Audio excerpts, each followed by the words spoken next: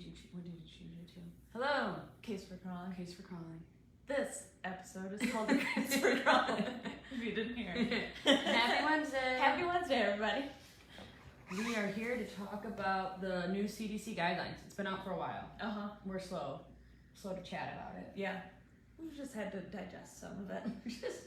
We've just had to digest it. If people didn't know, CDC recently updated their developmental milestone for kiddos, and have pushed things back quite a bit. Right. Meaning that more and more kids are delayed.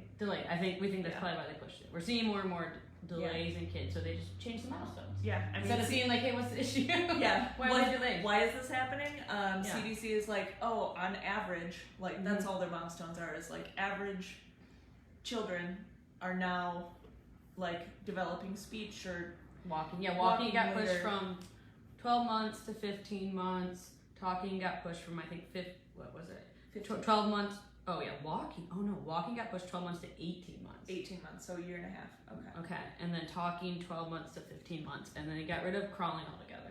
They don't see crawling as important anymore. Yeah. And I think even sitting went from 6 months to 8 months or something like that. Yeah. Everything just got pushed. Yeah. So we have a couple of thoughts on this, a couple theories, but mostly we wanted to talk about crawling and why crawling is extremely important for neurodevelopment, and why it should still be considered a milestone. Yeah. I know we've heard a lot from parents going to pediatricians. The pediatricians are it's fine if they skip crawling, they just maybe they just want to stand or walk. Yeah. If your kid wants to stand all the time, they want to be an extension. There's tension. That's tension in their nervous system. Yeah, in their nervous system. In their spine.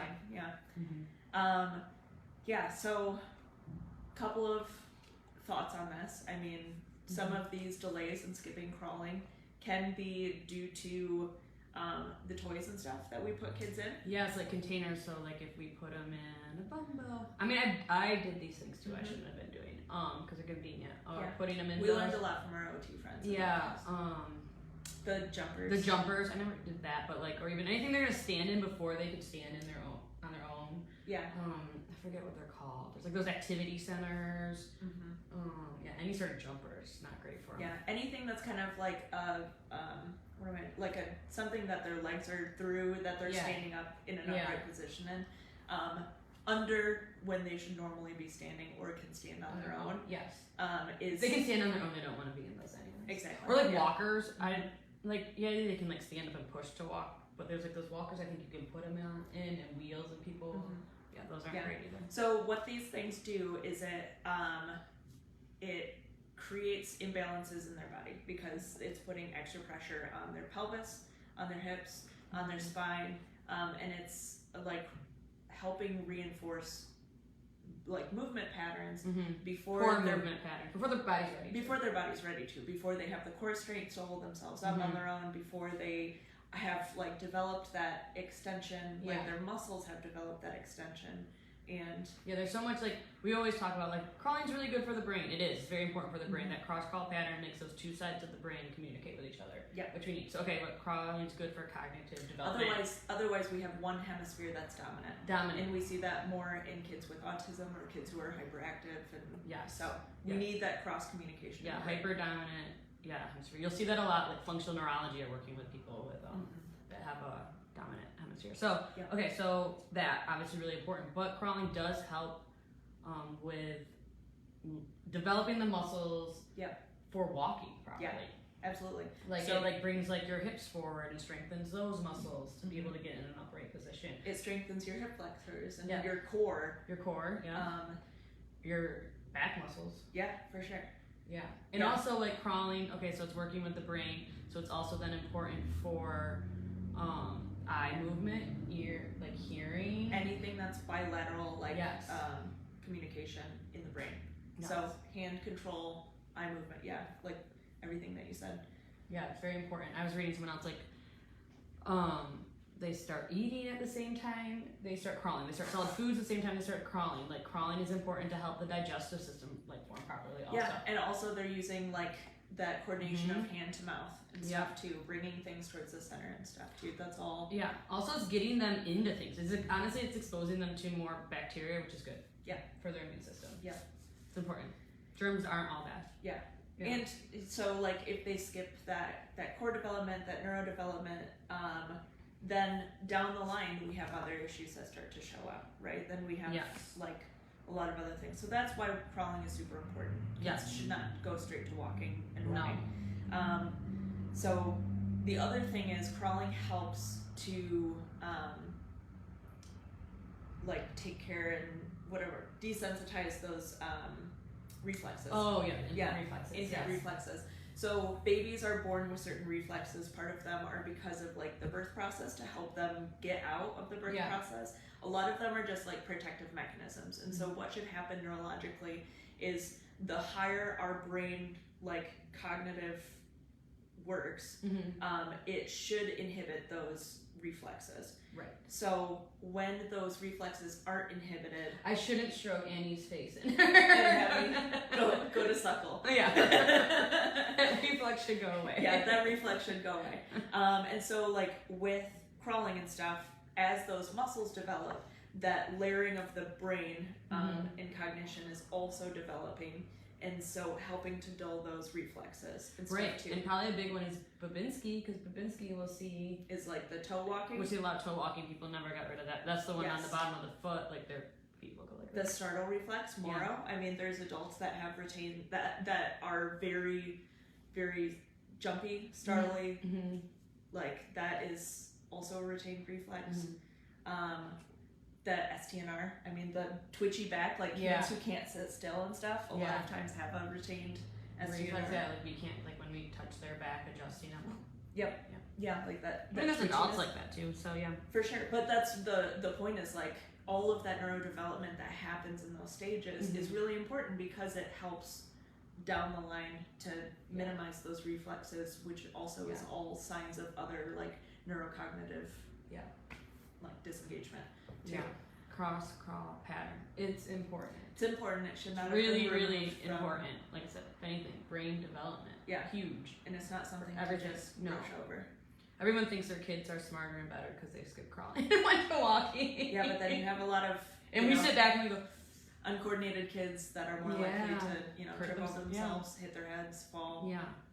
So you're like, hey, my kid's not crawling. What should I do? Oh, hey, I noticed my kid does like extend all the. Oh, my kid does like to stand and jump. Mhm. Get them checked. Yeah. Get their nervous system checked. Get them adjusted. We do that. We'll Yep. check their nervous system. Get them adjusted, but also like really enforce crawling. The best thing you can do for your kiddo is lay them on tummy time on the floor. Yeah, We know they hate it at first, but man, I have it's so important. we see a mom in here, her baby, she's so good on the ground. Oh yeah. Because she started with OT with Jess. Yeah, she's so good on the ground. But yeah, that's how they're gonna be able to learn how to crawl. You And that's have to how have them they in that develop instead of putting Yeah. them in a bouncy seat or Mhm. I don't know, a swing. It's okay sometimes, but you have to like get them on the ground. Because they have to develop that strength and Yeah. that coordination in their Yeah. bodies. Yeah, super important.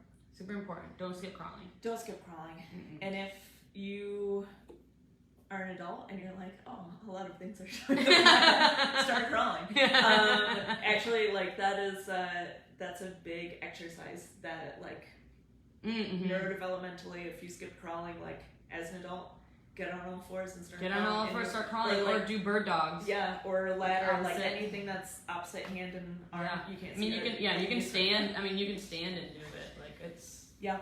That's good to be doing. Good exercise for adults too. Absolutely, it's really good. I mean, it's really good to be doing throughout your life because it helps keep open that communication. It helps your brain. Corpus callosum. Corpus callosum. Mm-hmm. So that's our rant on crawling. What else do we have going on this month? Oh yeah, Can it's you think of anything? it's March. It's my favorite. It's my favorite month in the office. We have March. Rise Wellness March Madness is happening. We do actual brackets for the real March Madness. They are free. We've You got don't it. have to pay to get in to fill in a bracket. It does not matter if you know anything about basketball. I really don't anymore. I used Yeah. to be more involved in it, but I still like to make the brackets. People who know nothing do best, honestly. I don't ever watch basketball, and I got third She place last did year. really well last year. Yeah. So if you get our emails, information's there, how to like sign up, get in the group is through ESPN. It can be a little complicated. I think Catherine wrote out the email very well to kind of like walk you through it. Yeah. but it's no charge. If you win, it's fun. We keep it updated. There's other ways you can get points. So even if you're losing, maybe your bracket's not doing great, you can get like extra points. You could maybe still win in the end. You can't fill it out until Sunday. So next week is when you can fill out the brackets. But when you're in the office next week, just scan the QR code and it'll bring you back right to the page to sign up. Right, to sign up. Yeah, you can sign up. Yeah, Sunday the 13th. Yes. Yep. So Sunday. And it has to be done by the 17th. Yeah. Or Thursday. Thursday. The first games are on Thursday, I think. First game's on Thursday. And then we have like some great prizes. Yeah, what are we giving away? You get your choice. Winners get choice. I think we're doing top 3. Yep, top 3. You can get a Frederick Meyer Family Garden. Frederick Meyer Garden Family membership. Great, I have one of those. It's amazing. The kiddos love it. I love it. You can go to you get it just in time to sign up early for the concert tickets for the Meyer Garden series. Yep. You can get a John Ball Zoo family membership. That was also a great purchase I made last year with the twins. Mm-hmm. Loved it. It was great. You're not paying to go in. You go once and you pretty much have paid for it. Or you're not even paying. We're paying for your membership. What if you don't have a family? What if you're just a single person? And well, they still might like the gardens or the zoo. Yeah, they might have a lot of friends that want to see we concerts. have a 90-minute massage we will pay for you to go to and relax and enjoy life. Or a $100 gift card to the restaurant of your choice in Grand Rapids. That is a great deal. So play with us. I love March Madness. I can't even work during it. I'm so different. No. I still won. Which one did you pick last year? I didn't pick. I know, we did get one. Yeah. Okay. So yeah. I just paid myself. Yeah. March Madness. Get your kiddos crawling. If you're worried about it, get your kids in here and get them adjusted. Another cool thing that we're doing this month is new patient exams. All the money that we are getting from new patient exams this month is going directly to UNICEF. So at the end of the month, we're going to make a big donation to UNICEF to help support kids in the Ukraine and families there. So UNICEF is providing like clean water, like psychological help to these poor, like war-torn kids. Yeah. And also like food, shelter, that kind of, basic necessities. Yeah. So side note, your kid isn't crawling. Your nephew isn't crawling. They're not crawling. Now's a great time for them to pay for a new patient exam because it's going something good. Yep, exactly. Yeah. Okay. Or if you've just been waiting to get in. Yeah, or you've been waiting to get in. Yep. We'll make it happen. All right. Hopefully spring's here soon, everyone. I hate to say this, but I think it's daylight savings this weekend. It is. On Sunday. Yeah. Oh yeah. So there were some good tips from Gold Coast doulas I saw about transitioning your kids is so hard. So look at that. Maybe I think it's like 15 minutes back, and so by Sunday they should be going to bed a whole hour earlier. Yeah. So each night you put them to bed. I think so. I think starting today. Today's the day you have to start that. Yeah. I have to do that with my twins even. Yeah. Chaos ensues otherwise, as we all know. We just lose an hour of our lives. Yeah. That we're never getting that hour back. We're never getting Not until back. November. You can also never catch up on sleep, is what I've been told. Yeah. So, we've all lost that. All right, so we're all going to be on the struggle bus next week. Yes. But All right. at least we're all in it together. Yes. Except for Arizona. Except for Arizona. Yeah. And Peru. Peru doesn't follow it either. No. All right. See y'all later. Have a great Wednesday. Peace out. Yep.